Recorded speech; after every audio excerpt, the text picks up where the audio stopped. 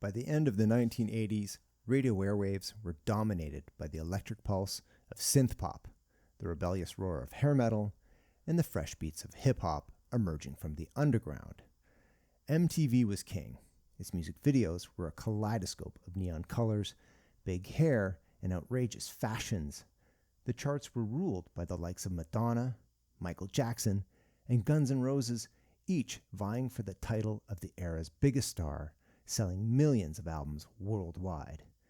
But as we edged into the 90s, a shift began. The Seattle sound emerged, bringing with it a wave of flannel shirts, angst-filled lyrics, and the raw, unpolished sound of bands like Nirvana, Alice in Chains, Soundgarden, and Pearl Jam. The music landscape was changing, and for a brief, shining moment amidst this sea of transformation, a band called Jellyfish slipped onto the scene with a sound that was as vibrant as it was nostalgic.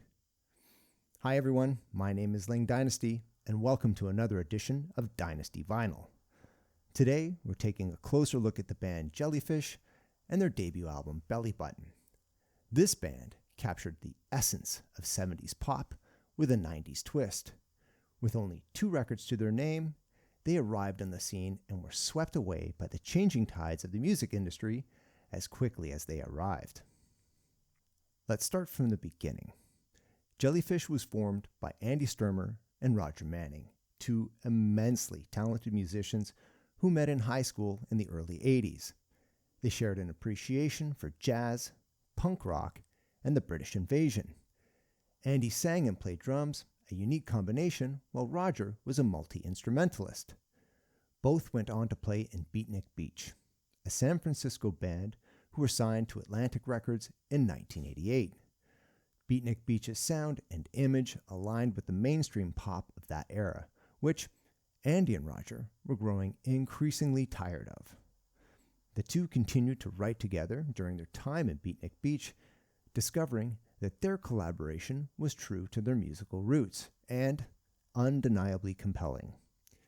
Eventually, they recruited guitarist Jason Faulkner from the band The 3 O'Clock, promising him collaboration and the lure of a major label record deal.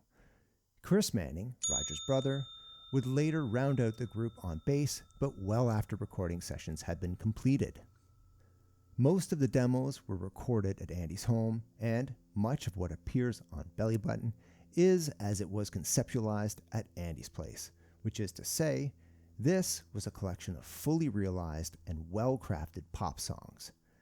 When Beatnik Beach finally disbanded in 1989, the 3 musicians were free to shop their demo to major labels. Interest was instant. Their sound was a vibrant mix of power pop and classic rock with a sprinkle of psychedelia. Think The Beatles meets Queen with a dash of the Beach Boys. With songs like The King is Half Undressed, Baby's Coming Back, and That Is Why, they immediately turned heads with their catchy hooks and lush harmonies, causing a bidding war between 8 record labels. The war was ultimately won by Charisma Records, a subsidiary of Virgin. As the late 80s came to a close and the music industry began shifting away from the prevailing sounds of hair metal, Jellyfish and their debut album Bellybutton were a breath of fresh air in a music industry stagnated by flash over substance. Released on July 27, 1990, with a budget of only $76,000 to record, Bellybutton was released on CD and cassette only, with vinyl copies, like this one, made available for promotional purposes only. Gifts for industry people and radio DJs. My copy, which I paid $150 US for from Wantlist Records in Belmont, Massachusetts, is a gatefold in the front that opens to expose the band. It came with a small insert detailing the previous owner, Mr. Jack Caulfield. Now, Mr. Caulfield passed away in 2017, and his family wished for his memory to live on through his collection, passing it along to the next generation of music enthusiasts. To Jack, his family and friends, I say thank you very much for this record. I'm honored to do my part in keeping his spirit alive. I was still a young man working in a record store when the album was released. I remember my manager, friend, and music mentor, Andrew Lindsay, telling me about a band he had seen the night prior at a local club where the drummer / lead singer stood behind his kit positioned at the front of the stage. At the time, I was a young aspiring drummer, and this information was intimidating and irresistible. I can still see Andy's hair flailing wildly as he mimicked Andy Sturmer's playing. Upon listening to the album, I was instantly sold by the songwriting and production. Further, not only could Andy Sturmer sing, the man could play. The lead single, The King is Half Undressed, is a standout for the album to be sure, and while Baby's Coming Back was released as a single, I'm partial to the deeper cuts, like Calling Sarah, Bed Springs Kiss, All I Want Is Everything, and the subdued opening track, The Man I Used to Be. This is not to suggest the remaining tracks are skippable. Truth be told, this is my favorite of the two releases, as there's not a bad song on it. It's literally all killer and no filler. And I can't say that of Spilt Milk, as there's 2 songs on that album that I'm not a fan of. But I digress. The album was recorded over a 6-week period at Schnee Studios in North Hollywood, while mastering was completed at Studio 55 and Ocean Way, also in Hollywood. Produced by Albie Gallatin, whose credits include the Bee Gees, Eric Clapton, and Diana Ross, just to name a few. He has 18 #1 singles under his belt and 2 Grammy Awards. The engineer at Albie's side was Jack Joseph Puig, who's worked with such artists as the Black Crowes, Weezer, Green Day, U2, No Doubt, and many, many more. These are 2 immensely talented individuals in their own right, and just look at them. Compare it to Jellyfish's image, and these 2 are the guys. Bellybutton received critical acclaim upon its release. However, it only peaked at number 124 on the US Billboard charts, selling a measly 250,000 copies in North America.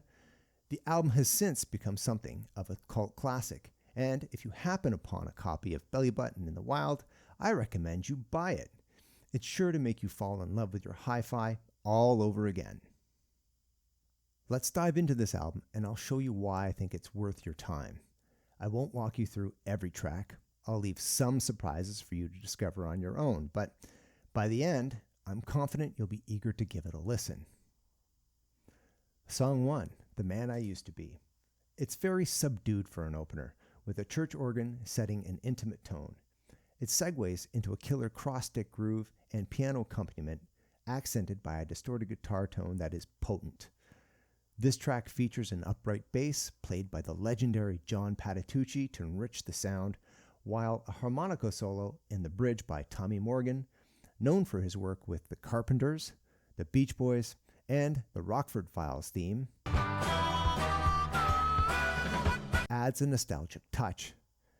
This song is rumored to be one of the first collaborations written by Andy and Roger. Andy has expressed that this song marks the moment when the vision he shared with Roger began to manifest itself and come to fruition. Song 3, The King is Half Undressed. This song is one of my favorites on the album. It's the song that inspired Chris Manning to join the band, and it showcases Jason Faulkner's contributions. It features an aggressive drum beat, reminiscent of the Beatles' Tomorrow Never Knows, pushing the song forward like a freight train. The harpsichord in the middle 8, with a single chord pulse under the Queen-style harmonies, adds to its uniqueness. It reached number 19 on the US Billboard charts. I recall seeing this video on Much Music when it was released, featuring the band in the same outfits as on the album. I am of the opinion that it was their look and its pretentiousness that doomed the band from the start. As mentioned previously, music consumers were sick of what was being fed to us by an industry dominated by pop, and this image reeked of that. Image aside, the songs on this album and the ambition of its recording have always taken precedence. I always assumed it was some major label marketing team that came up with their image. That, unfortunately, was not the case. Jellyfish's image was conceptualized by Andy and Roger, perhaps influenced by the band Red Cross. Andy and Roger have said They didn't want to look like what was happening on mainstream radio or what was coming out of Seattle at the time. Song 5, She Still Loves Him. The song opens with piano and Hammond B3, rocking guitar and a Beatles-sounding chorus with stacked vocals and an added string arrangement. The guitar solo crescendos into the chorus and reminds me of George Harrison.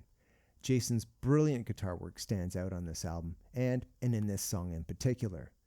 The guitar solo is said to have been recorded during a tense session where Andy and Jason had been arguing. As the story goes, Jason recorded the solo while staring directly through the control room glass at Andy on the other side. Upon completing the solo, Jason slammed his guitar to the floor and walked out of the studio, and this is the take that made the album. Moving on to side 2, it begins with All I Want Is Everything, featuring a trumpet in the bridge and outro. Andy claims this song is his tribute to Cheap Trick. The drum beat, it's very Bunny Carlos. You can hear bits of I Want You to Want Me and Ain't That a Shame if you listen closely. It's one of the few up-tempo numbers on the album. The reverb on the vocals and the harmonies in the verse, along with the quarter note pulse on the kick drum and the chorus, are very Cheap Trick sounding. The Rick Nielsen-style guitar solo in the outro continues that Cheap Trick tribute. Say that 3 times fast. Song 10, Calling Sarah. The album ends with this upbeat number, and it's perhaps my favorite of the record. Featuring crisp, dry drums, a great melody in the verse, a great groove, and Beach Boys-style vocals, I think the song is undeniable. The halftime groove leading into the guitar solo by Jason is fantastic, and it's classic pop songwriting 101. The extended outro adds to the charm of the song and to the album as a whole. I remember playing this song in the record store where I worked. A regular customer named Sarah, who worked across the hall, would ask me to turn it up whenever it was played. Despite the praise and recognition, Jellyfish faced several challenges in their short career. Their sound was anachronistic in an era where grunge and alternative rock were on the rise. They had to navigate the expectations and pressures of a music industry shifting towards a more aggressive and raw aesthetic, with added pressure from the label to conform and sell records. After the release of Bellybutton, tensions within the band began to rise. Jason Faulkner ultimately left due to creative differences and dissatisfaction with his limited contributions. It's rumored much of their first year and tour was spent with Jason and Andy not talking to one another. That couldn't have been easy for either of them, or for Roger and Chris for that matter. The things we do in our youth when we lack the facility to explain how we feel and fear exposing our vulnerabilities. Their second album, Spilt Milk, released in 1993, further showcased their musical prowess, but didn't achieve significant commercial success. Andy and Roger parted ways in 1994, each pursuing their own musical paths. Side note, Jason Faulkner and Roger Manning have been constants in Beck's touring band for years, occasionally performing duets of their own in local clubs. Andy still writes and records, having worked for major studios, including Disney. He performed in an ELO cover band for a bit, but for the most part, chooses to remain out of the limelight. Jellyfish remains a band cherished by those who appreciate their unique blend of influences and musical craftsmanship. Bellybutton stands as a testament to their talent and to the timelessness of their music. For vinyl enthusiasts and fans of power pop, this album is a must-have in any collection.